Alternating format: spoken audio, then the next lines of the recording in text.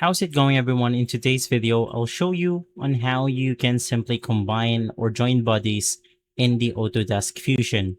So basically, I have these two bodies right here that we are going to combine or basically put together.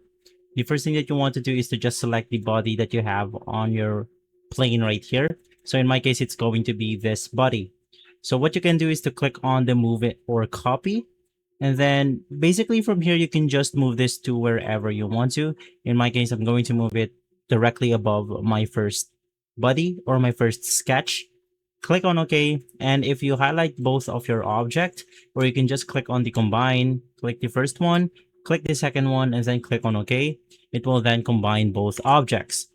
So if you want to maybe do some additional modifications, I'm going to move down this specific body right here. And then basically right after that, you now have the ability to select something you need. So once again, let's just click on our body, click on move, and then let's move this down a bit, making sure that they are aligned together.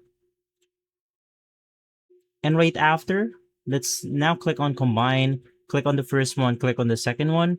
But this time I want to cut onto the first model. So let's click on OK.